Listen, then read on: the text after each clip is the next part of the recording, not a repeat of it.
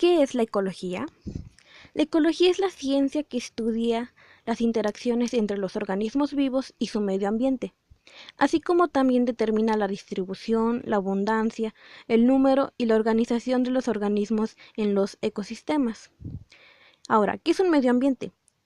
Es un conjunto de elementos físicos, químicos y biológicos, y de factores sociales capaces de causar algún efecto directo o indirecto a corto, mediano y largo plazo sobre los seres vivos y sobre las actividades humanas, que en la mayoría de los casos estas afectan a los ecosistemas o al medio ambiente.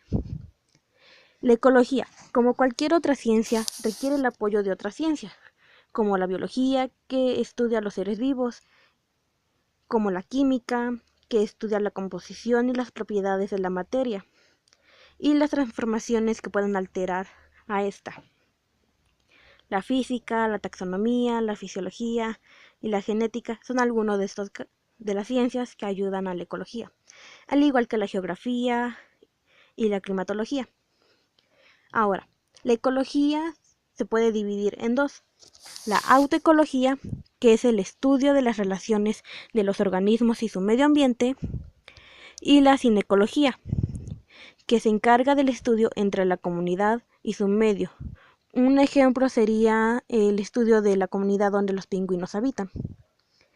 Y de acuerdo con los niveles de organización de los organismos vivos, la ecología se puede clasificar en dos, que es la ecología de poblaciones, que es el estudio de individuos de la misma especie que se reproducen entre sí, así como los procesos que los afectan. Y la ecología de comunidades, que es el estudio del conjunto de poblaciones que tienen un territorio en común o un hábitat. Ahora, la ecología también se puede dividir en dos, tanto marina como terrestre. Y también puede ser por orden taxonómico, que puede ser vegetal, animal o la ecología de los insectos. Ahora bien, ¿qué es un ecosistema? Un ecosistema es el conjunto de especies en un área determinada que interactúan entre ellas y sus ambientes abióticos mediante procesos como la depredación, el parasitismo, la competencia, la simbiosis y la desintegración. Y también en un ecosistema todas las especies dependen unas de otras.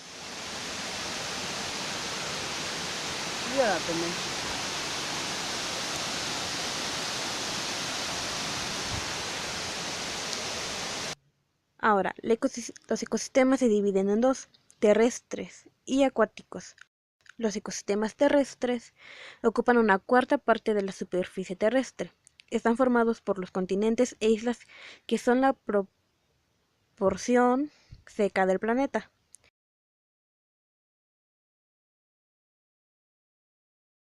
Los ecosistemas acuáticos, estos incluyen aguas de océanos y algunas lagunas continentales o saladas. Y cada uno de estos cuerpos de agua tienen estructura y propiedades físicas particulares.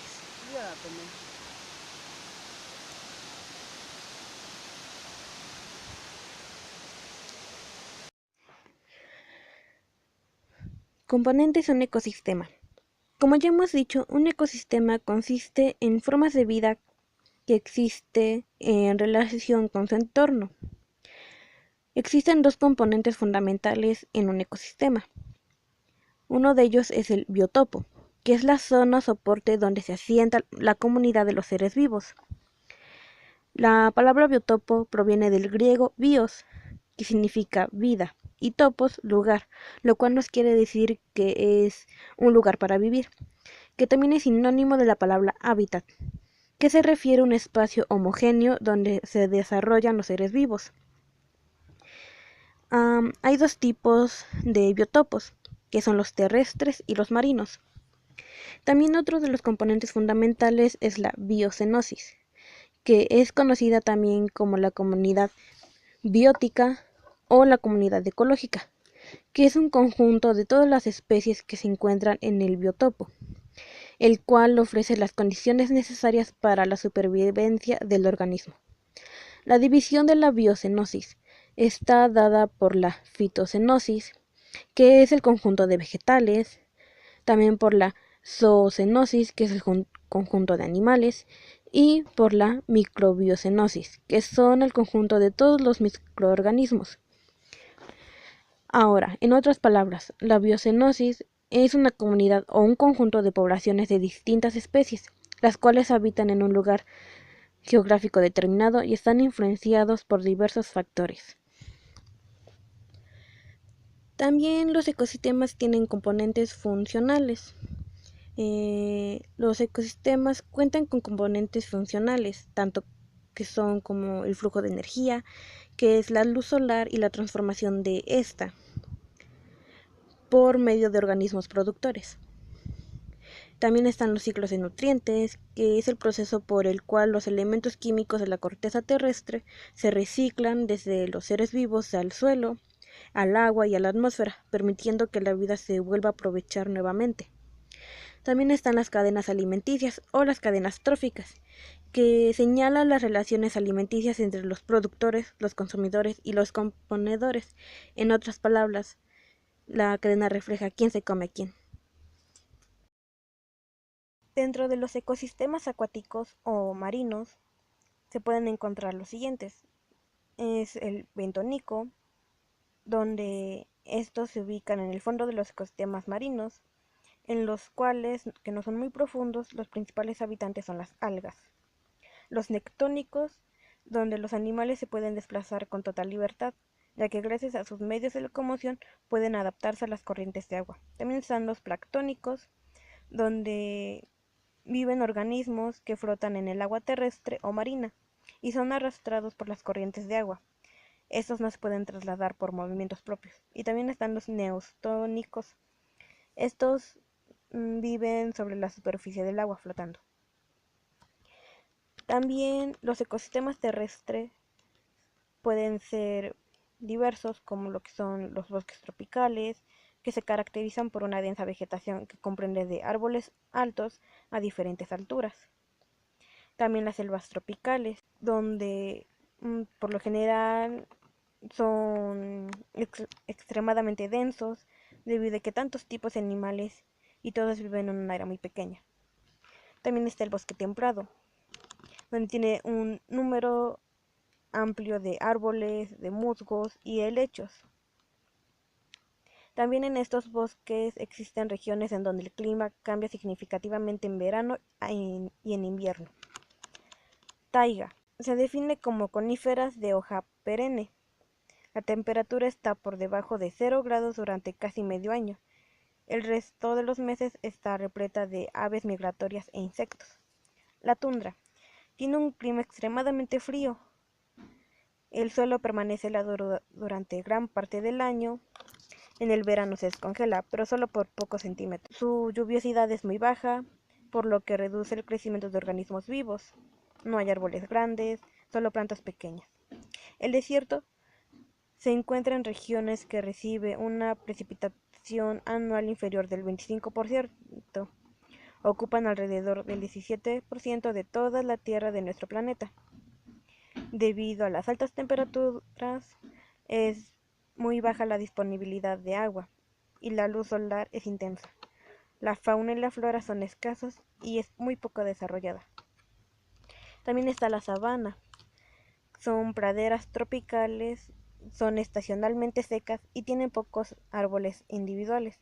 Apoyan a un gran número de depredadores y herbívoros. Las praderas. Las praderas templadas están completamente desprovistas de grandes arbustos y árboles. Las praderas podrían ser categorizadas como hierba mixta, hierba alta y praderas de hierba corta. También están las montañas, que ofrecen una matriz dispersa y diversa de los habitantes o de los hábitats, donde un gran número de animales y plantas se puede encontrar. Son zonas altas, las duras condiciones ambientales que normalmente prevalecen y en donde solo la vegetación alpina sin árboles pueden sobrevivir. Los animales que viven allí tienen gruesos abrigos de piel para la prevención del frío y la invernación de los meses de invierno. Bien, los ecosistemas también pueden ser libres o reservas naturales o reservas ecológicas. Estas Son áreas terrestres o marinas o una combinación de ambas en un estado natural o seminatural, designada para proteger la integridad ecológica de ecosistemas o parte de ellos. Dentro de estas se encuentra la fauna y la flora. La fauna se clasifica en dos, en silvestre y doméstica. La fauna silvestre se divide en distintos tipos de acuerdo al origen geográfico, de donde provienen las especies que habitan un ecosistema o biotopo. La fauna silvestre o salvaje es aquella que vive sin intervención del hombre para su desarrollo o alimentación, mientras que la fauna doméstica o fauna sometida a domesticación está constituida por las especies domésticas propiamente dichas, es decir, aquellas especies sometidas al dominio del hombre. Y estas están bajo dominio sin necesidad de estar encerradas o sujetas y que en este estado se reproducen indefinidamente, teniendo este dominio como objetivo la explotación de la capacidad de diversos animales de producir trabajo, como carne, lana, pieles, plumas, huevos, compañía y otros productos y servicios. También dentro de la reserva ecológica o en los ecosistemas libres está lo que es la flora fósil, la flora nativa y la flora de jardín y agrícola. La flora fósil se trata de la vida vegetal que existía en la era histórica y que hoy día se conoce de esta debido a los fósiles hallados. La flora nativa. Este tipo de flora engloba todas las especies vegetales que son autóctonas de una zona. La flora de jardín y agrícola. Se trata de flora compuesta por la vegetación que ha sido cultivada por el hombre. Esta ha sido usada por el ser humano para satisfacer sus necesidades, ya que algunas frutas, semillas y hojas de especies vegetales se emplean para preparar la comida y para alguna fabricación de productos. Ahora, una parte importante de un ecosistema son los factores que pueden haber dentro de este, como son los ciclos biogeoquímicos. Un ciclo biogeoquímico son mecanismos por el medio de los cuales los seres vivos integran a sus sistemas las sustancias inorgánicas de la tierra, el aire y el agua, mientras se basan en procesos definidos como la digestión, la fotosíntesis y la respiración. También los ciclos bioquímicos se pueden dividir en dos, que son los ciclos de nutrientes gaseosos, que son ciclos rápidos y de escasas fugas, también como los ciclos de nutrientes sedimentarios, que son ciclos largos.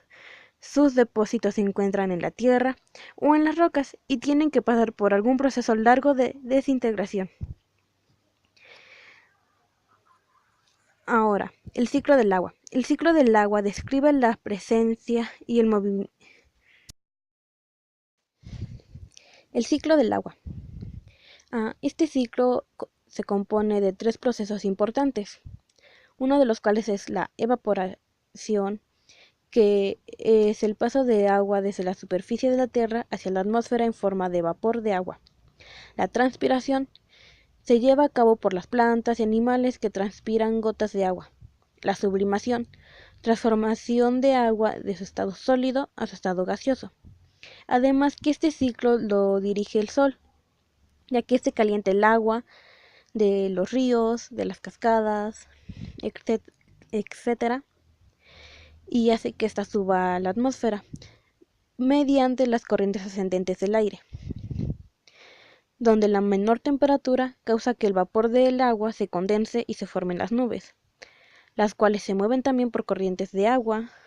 Cuando las partículas de las nubes colisionan, crecen y caen en forma de precipitación, y de esa misma manera vuelve a iniciarse el ciclo. Ciclo de carbono. Al carbono lo podemos encontrar de muchas formas y en todo el planeta: cielo, tierra, agua, atmósfera. Puede estar en organismos vivos, muertos, descompuestos y en rocas. Sucede por la respiración. Todos los organismos vivos respiran, es decir, captan el oxígeno del medio y lo transforman en dióxido de carbono. Este llega a la atmósfera y es respirado por las plantas, las cuales por medio de la fotosíntesis lo convierten de nuevo en oxígeno. Así se realiza el ciclo del carbono. Esto va de la mano en el ciclo del oxígeno. El oxígeno es una corteza de gas más importante en la respiración. En la corteza terrestre se encuentran formando minerales, en los océanos en forma de agua, y en la atmósfera se encuentra como dióxido de carbono, monóxido de carbono, oxígeno y oxono. Los seres humanos y animales emplean el oxígeno para respirar y lo forman directamente de la atmósfera. Las plantas lo absorben a través de las hojas para el proceso de la fotosíntesis, y como resultado se libera oxígeno que regresa a la atmósfera para cerrar el ciclo. Ciclo del nitrógeno. Son organismos que emplean el nitrógeno en la síntesis de proteínas, ácidos nucleicos y otras moléculas fundamentales del metabolismo. Este ciclo involucra la conversión enzimática de compuestos nitrogenados encontrados en el suelo y del nitrógeno gaseoso de la atmósfera. También esos compuestos inorgánicos de nitrógeno que son utilizados por los organismos para la síntesis de macromoléculas.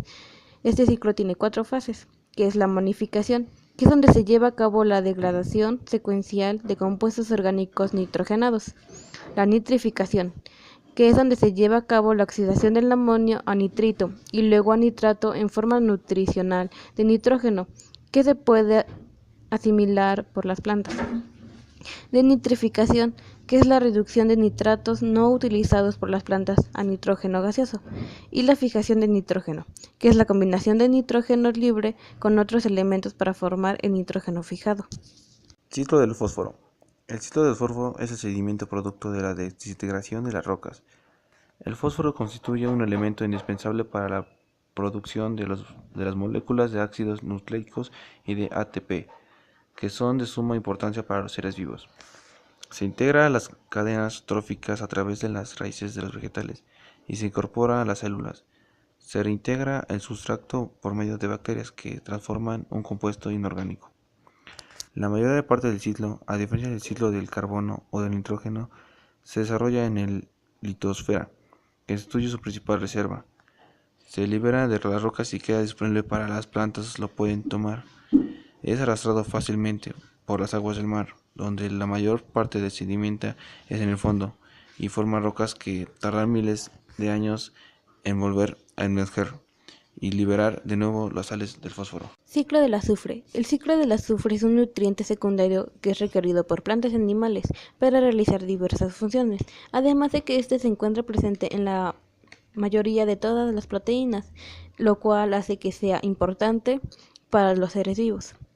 El azufre circula a través de la biosfera y en una parte se comprende el paso desde el suelo o bien desde el agua. Si se habla de un sistema acuático, a las plantas, a los animales y regresa nuevamente al suelo o al agua. Algunos de los compuestos sulfúricos presentes en la Tierra son llevados al mar por los ríos. Este azufre es devuelto a la Tierra por un mecanismo que consiste en convertirlo en compuestos gaseosos, tales como el ácido sulfhídrico y el dióxido de azufre. Estos penetran en la atmósfera y vuelven a la tierra firme. Generalmente son lavados por las lluvias, aunque parte del óxido de azufre puede ser directamente absorbido por las plantas desde la atmósfera. Las bacterias desempeñan un papel crucial en el reciclaje del azufre. Cuando está presente en el aire, la descomposición de los compuestos del azufre produce sulfato. Bajo condiciones anaeróbicas, el ácido sulfúrico y el sulfato de dimetilo son los productos principales. Cuando estos últimos gases llegan a la atmósfera, son oxidados y se convierten en dióxido de azufre. La oxidación posterior del dióxido de azufre y su disolución en el agua de lluvia produce ácido sulfhídrico y sulfatos, que son formas principalmente bajo las cuales regresa el azufre a los ecosistemas terrestres. Factores abióticos. Los factores abióticos son el conjunto de fenómenos físicos que afectan a los seres vivos en el ecosistema. Esos factores se clasifican en 3 grupos. Factores energéticos, fuente que utilizan los seres vivos para llevar a cabo sus funciones, como la energía solar, que es la que recibe a la superficie de la Tierra proveniente del Sol en forma de luz, calor y rayos. Es la principal fuente de energía para la fotosíntesis, actividad que realizan las plantas para oxigenar el aire. La luz solar es uno de los factores físicos más importantes para la vida del medio ambiente, ya que es la principal fuente de energía que mueve los distintos factores bióticos y abióticos de cualquier ecosistema. Por ejemplo, el invierno es el hemisferio norte que inicia en la dirección contraria del Sol, de modo que el ángulo de coincidencia de los rayos solares sobre su territorio es menor. Esto es lo que ocasiona menos horas de luz en el día y descenso de la temperatura. Los factores climáticos, que son los que se encargan de regular las condiciones climáticas en general, por ejemplo, la temperatura, el viento y la lluvia. Temperatura. Es uno de los factores determinantes de la vida en general, ya que las variaciones bruscas pueden provocar la muerte. Por ello, los seres vivos realizan un proceso en el cual regulan la temperatura para poder sobrevivir en el ambiente. A este proceso se le conoce como regulación térmica. La temperatura determina la descripción de las especies influye sobre los ciclos de la vida y afecta las actividades de supervivencia, reproducción y desarrollo en distintas zonas del planeta. Las condiciones de la temperatura cambian. La humedad representa la cantidad de agua en forma de vapor que se encuentra en el aire y es determinado en el clima. Es el factor climático que actúa con la luz y la temperatura. Es importante por el índice de pérdida de agua en las plantas y los animales. Dicho índice es más bajo cuando el aire está más húmedo, como en los bosques y selvas donde la humedad es alta y en cambio en los desiertos la humedad es más baja provocando la rápida pérdida de agua. Clima. En este elemento es condicionante de la vida en la Tierra. Está constituido por la temperatura, la presión atmosférica, los vientos y las precipitaciones, los cuales se ven modificados por factores como latitud, altitud y relieve. También se ve afectado por la destrucción de las tierras, la condición del agua, deforestación y contaminación. El clima es afectado por factores que provocan grandes cambios ambientales, generando desastres naturales o la muerte de algunos organismos. La atmósfera, capa gaseosa que rodea la Tierra, es importante porque en ella tienen lugar muchos fenómenos meteorológicos que actúan en el clima, como los vientos, las precipitaciones pluviales, la difusión de la luz, entre otras cosas. Factores del sustrato. Es el medio donde se desarrollan los organismos, por ejemplo, el agua y el subsuelo. El suelo es el sustrato donde se desarrollan microorganismos como plantas y animales, compuesto por una mezcla de materiales geológicos, biológicos, hidrológicos y meteorológicos. El suelo también es conformado por la superposición de capas con características y tamaños de partículas conocidas como el nombre de horizontes. El agua es uno de los elementos más importantes en la vida del planeta, ya que en ella es donde se desarrolla la vida. Cerca de 3/4 partes del planeta están conformadas por agua. Químicamente, el agua está conformada por 2 átomos de hidrógeno y un átomo de oxígeno, formando esta una molécula que es H2O. El agua es importante para los elementos químicos y otros materiales. Llevan a cabo su circulación por todo el ambiente en un ciclo constante, sin el cual no sería posible la descomposición y circulación de los nutrientes. Factores bióticos. Los factores bióticos son aquellos que resultan de la intervención de los organismos vivos en el ecosistema y que incluyen la flora y la fauna, es decir, que lo conforman todos los seres vivos y que clasifican en productores, organismos autótrofos capaces de formar su propio alimento a partir del CO2, aguas y sales minerales. Su fuente de energía es la luz solar. Todas las plantas se consideran productores. Consumidores. Son los organismos heterótrofos, es decir, son incapaces de producir su propio alimento. Pueden ser herbívoros, carnívoros o omnívoros. Desintegradores o reductores son los que utilizan como fuentes nutritivas las excreciones y los cadáveres de organismos. Se encargan de descomposición y recuperación de materias primas del ecosistema. Un ejemplo de la lombriz de la tierra. Recursos renovables. Un recurso renovable es un recurso natural en el que se puede restaurar mediante procesos naturales a una velocidad superior a la de consumo humano. Estos se derivan de la energía del sol, nos envía de forma continua a la Tierra, siendo recuperadas en forma de radiación solar, viento, movimientos de aguas y la materia orgánica, animales, plantas, madera, etc. Manejo de residuos. Los residuos son el resultado de las actividades productivas que se desarrollan en las sociedades. Entre estos residuos tenemos líquidos, sólidos y gaseosos, que pueden tener efectos negativos en el ambiente y en la salud humana. Los residuos se definen en la Ley General para la Prevención y Gestión de los Residuos, LGPGR, como aquellos materiales o productos cuyo propietario desecha dependiendo del estado en el que se encuentra. Se contienen en recipientes o depósitos, pueden ser susceptibles a ser volatilizados o requieren sujetarse a tratamiento o disposición final conforme a lo dispuesto en la misma ley, y estos se clasifican en 3 grandes grupos. El primero es de residuos sólidos urbanos, RCU, que son los que se generan en las casas habitación. El manejo adecuado de los RCU tienen como objetivo final proteger la salud de la población y evitar el impacto que podría ocasionar en los ecosistemas. Los residuos de manejo especial (RME) están definidos en la ley como aquellos generados en los procesos productivos que no reúnen las características para ser considerados RCU y se clasifican en 8 categorías, según su origen.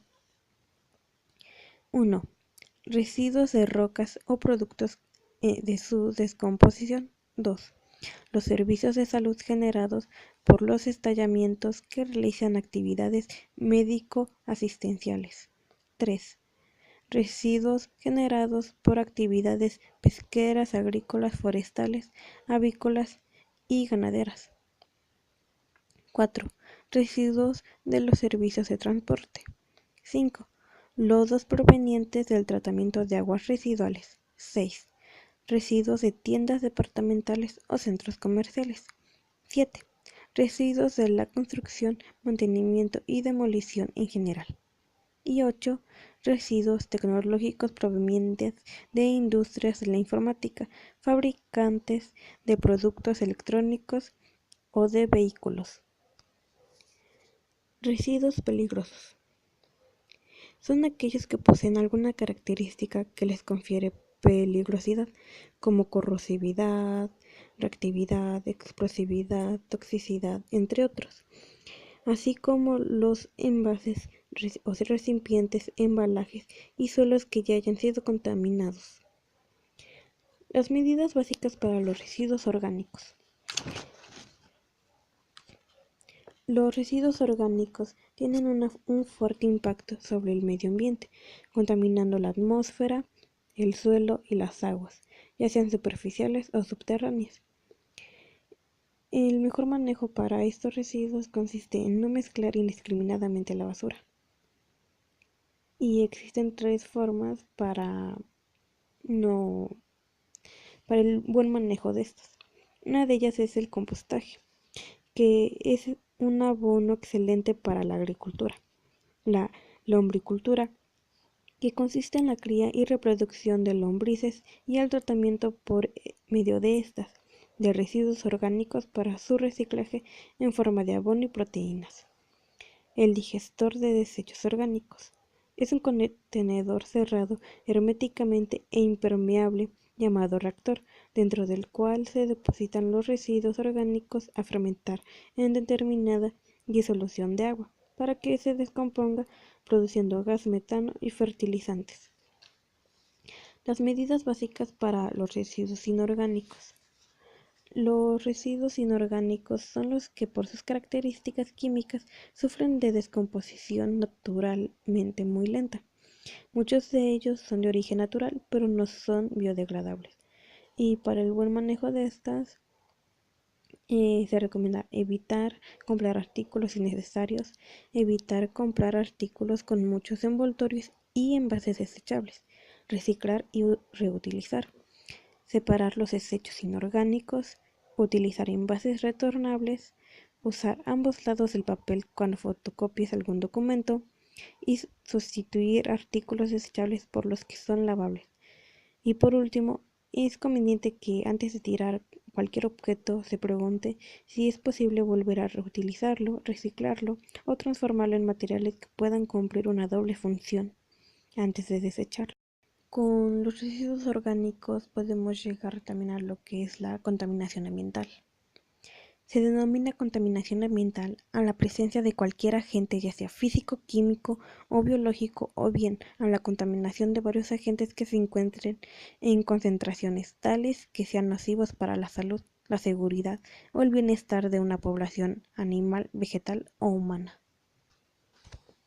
Los principales contaminantes son el monóxido de carbono, que es considerado tóxico porque impide el transporte de oxígeno en la sangre y al combinarse con la hemoglobina reduce drásticamente su capacidad de circulación.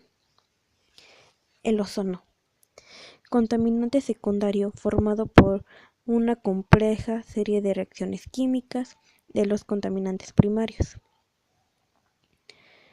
El óxido de nitrógeno Es un contaminante primario muy importante en los problemas de la contaminación. El más producido es el óxido nítrico y predomina en la atmósfera. Es relevante en la formación de smog fotoquímico. Partículas de suspensión. Amplio espectro de sustancias sólidas o líquidas, orgánicas e inorgánicas dispersas en el aire y procedentes de fuentes naturales y artificiales. Estas partículas pueden tener efectos tóxicos. Dióxido de azufre. Su efecto en la salud es que puede producir broncoaspiración. Hidrocarburos. Principales fuentes son el petróleo y el gas natural. Sus efectos en la salud pueden ser en el pulmón, en el aparato gastrointestinal, en el sistema nervioso, dermatitis y en otras especies puede causar la muerte. Clorofluorocarbonos. Son los derivados del carbono que contienen cloro y flúor. Destruyen el ozono y sus efectos en la salud son daño en pulmones, piel y sangre. Las causas de la contaminación ambiental son los desechos sólidos domésticos, los desechos sólidos industriales, el exceso de fertilizantes y productos químicos, la tala, la quema, la basura, el monóxido de carbono de los vehículos, desagües de aguas negras o contaminadas al mar o ríos. Los principales tipos de contaminación es la contaminación al agua, la contaminación del suelo y la contaminación del aire. La contaminación del agua es la incorporación de materiales extraños, microorganismos, productos químicos, residuos industriales de otros tipos o aguas residuales. Estos factores deterioran la calidad del agua y la inutilizan para sus usos. La contaminación del suelo se produce por la basura, desechos tóxicos, productos químicos y desechos industriales. La contaminación del aire producida por gases tóxicos que afectan el desarrollo de plantas, animales y al ser humano que afecta su salud. También está la contaminación auditiva. La contaminación auditiva o por ruido puede llegar a causar molestias como irritabilidad y estrés, además de efectos psicológicos y fisiológicos como la pérdida del oído. La contaminación auditiva presenta características diferentes a los demás contaminantes. Es el contaminante más barato de producir, es complejo de medir y cuantificar, no deja residuos, puede tener efecto acumulativo en el hombre, se percibe por un solo sentido, que es el oído. Existen varios tipos de ruidos, como los siguientes: ruidos continuos, ruidos intermitentes y ruidos impulsivos o de impacto. Los efectos en la salud ocasionada por este es malestar y estrés, trastornos del sueño, pérdida de atención, dificultad de comunicación, pérdida del oído, afecciones cardiovasculares, retraso escolar, conductas agresivas, dificultad de convivencia, baja productividad y accidentes laborales. También está la contaminación visual. La contaminación visual se refiere a todas las cosas que perturben o perjudiquen la vista de algunas zonas o que deterioren la estética de un lugar o paisaje. Calentamiento global. En la actualidad, los glaciares están derritiendo, el nivel del mar aumenta, las selvas están secando, la flora y la fauna luchan por adaptarse a las nuevas condiciones y no desaparecer. Cada vez es más evidente que los humanos hemos causado la mayor parte del calentamiento de la Tierra mediante la emisión de gases que hacen que el calor sea retenido. A estos gases los llamamos gases invernadero y sus niveles son cada vez más altos. El calentamiento global es el aumento de la temperatura de la Tierra debido al uso de combustibles fósiles y otros procesos industriales que llevan a cabo una acumulación de gases causantes del efecto invernadero en la atmósfera. Este es el problema que cada día afecta más a la humanidad, interviniendo gradualmente en sus consumos de vida, modificando de manera progresiva los factores que intervienen en el desarrollo y en el equilibrio de los seres que rodean al ser humano, siendo el principal afectado y causante quien amenaza la vida en el planeta.